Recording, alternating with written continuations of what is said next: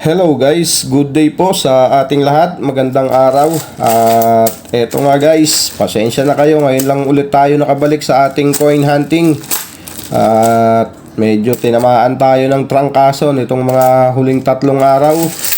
At medyo okay na tayo. Kaya eto, babalik tayo.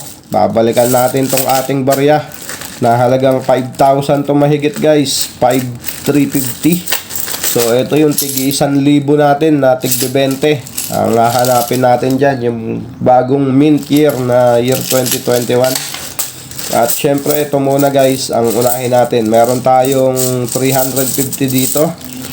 At ibuhos natin to. Meron 50 pesos na tig piso dito. So, pipiliin natin guys yung 50 pesos dito na tig piso. At yun ang uunahin natin sa ating coin hunting. Iuhuli na natin yung tig 20 natin. So unahin natin tong tig piso. Piliin lang natin guys. 29 and I find myself wondering what did happen to the last 10. I ran away with my life, fast forward, never turn back again. It's kind of funny that the more we pass time, the more we need to set the rewind. And 19 was the year I had to leave you, but now I'm seeing all the signs. Is this really happening? So ito na guys, nahati na natin sa dalawang batch yung ating 50 pesos na tig piso. So dito muna tayo magsimula sa tig piso at isusunod natin tong 5 piso na NGC at 10 piso. So bago tayo magsimula dito, maraming salamat sa aking mga subscriber na walang sawang sumusuporta po dito sa ating channel. Maraming salamat po sa inyong lahat, mga ma'am, mga sir, sa suporta po dito sa aking channel. At maging sa mga silent viewer natin, maraming salamat. At lalong-lalo na dun sa nag-share at nagla-like ng ating mga video. Maraming salamat po sa inyong lahat. So tara guys, umpisahan na natin to.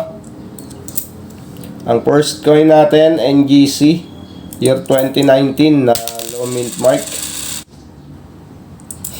Next coin natin 2018 NGC pa rin. At ang ating next coin BSP naman tayo, year 2010. Common. Next coin natin year 2011. So napakaganda ng kanyang condition guys, 2011. So ikikip natin to guys. Ito lang sa tabi. At ang ating next coin year 2009. So common. Next coin natin 2018 and another one 2018. For mint mark ang hinahanap natin sa year 2018 sa NGC na piso. At dito naman ang hard to find, year 2005.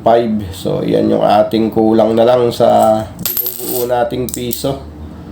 So ang ating next coin 2018 common. And we have year 2011. Hindi na maganda ang kondisyon. At next, yun, naka-jackpot tayo guys. Die 3 na frosted year 2014. So mahirap-hirap rin makita to guys. Ang madalas nating makita dito year 2015. So ayan, ang madalang 2013, 14 at 12. At eto, nakadali tayo ng isang year 2014 guys, frosto.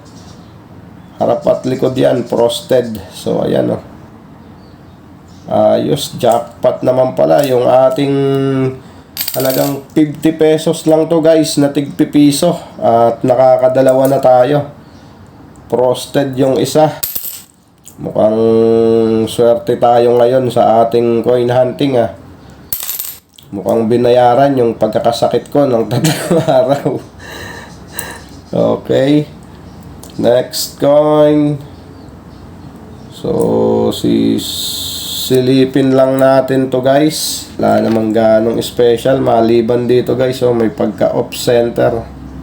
Kaya lang maliit lang. Kaya hayaan na natin yan.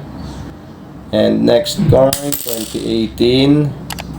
Next coin, another 2018. And year 2019 na low mint mark. 2019. Next coin, BSP naman tayo. Year 2016. So, silipin lang natin to guys. So, hayaan na natin dyan yan guys. Next coin, year 2009. Common. And next coin, another 2009. Common. Next coin, 2013. At ang ating last coin ay non-magnetic. At ito ay year 1997. Kaya, na nga natin dyan yan. At dito na tayo sa ating second batch guys. Baka nandito na yung 2005 natin. So, kahit pa paano, jackpot yung ating first batch. At subukan natin dito sa second batch. Baka maka-jackpot ulit tayo. Pero syempre, bago tayo mag-umpisa dito guys, baka hindi ka pa po nakasubscribe sa ating channel. So, pasuyo na po ng subscribe button dyan sa ibaba guys. At yung notification bell, huwag mo pong kakalimutan para po updated ka po sa mga coin hunting series natin at coin update. So, marami pa to guys.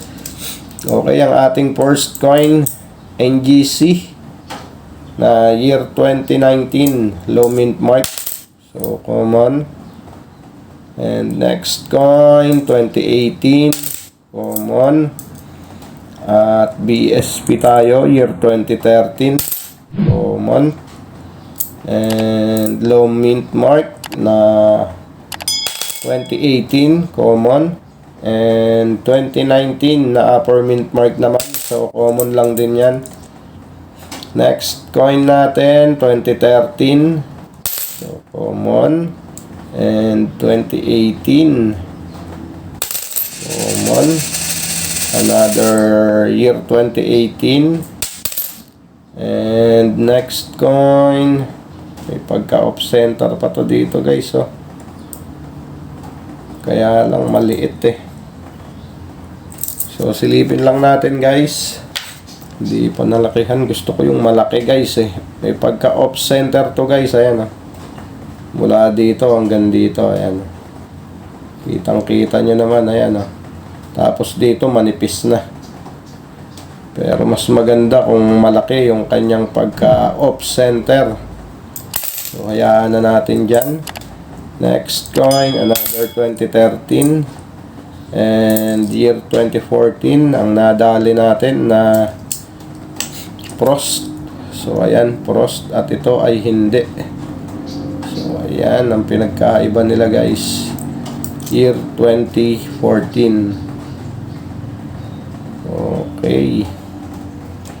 Hayaan na natin dyan. At yung Frost ay atin.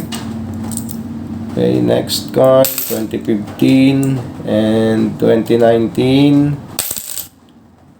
Another year, 2014. Common. And year 2017. Next coin, year 2012.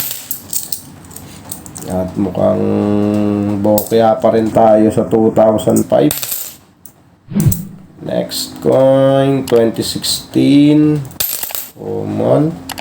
And we have year 2002. Non-magnetic yan. At ang ating next coin, another 2014. Common. And 2019 na low mint mark. Common. Next coin, 2015.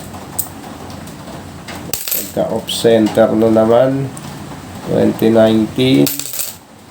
And we have year 2014 na ayan na, may butas na. At ang ating last coin guys sa ating coin hunting, 2013. Ayos, ka-jackpot naman tayo guys kahit papaano. Ayan, Nakadali tayo ng year 2011 na napakaganda ng kondisyon guys. So, tignan nyo. May luster pa. Luster lang po yan guys. At ito ay ating ikikip. Dahil almost uncirculated guys. Napakaganda. At ito syempre ang nagpanalo sa ating coin hunting 2014 na frosted. So alamin natin ang status nito ngayon guys. Kung magkano na ba ang kanyang collector's value ngayon sa kasalukuyan at ang kanyang frequency. So alamin natin ang record sa Numista. So tara guys, punta lang tayo dito kay Mang Google at i-type lang po natin dyan ang 1 piso BSP Numista. So ayan guys, at ang 2014 ay magnetic, kaya dito tayo sa magnetic. At ayan, sakto ang kanyang sample ay year 2014. At diretso na nga tayo guys sa ating i-update na year 2014. So ayan, ang year 2014 guys, kitang kita nyo naman, isa, dalawa, tatlo ang meron sa year 2014. At ang ating nahunt ay eto, frosted, bold letters, reverse 3 frosted. So ayan ang kanyang collector's value guys dito sa extra fine nagsimula. So pesos para sa extra fine condition, at sa AU condition at uncirculated ay wala.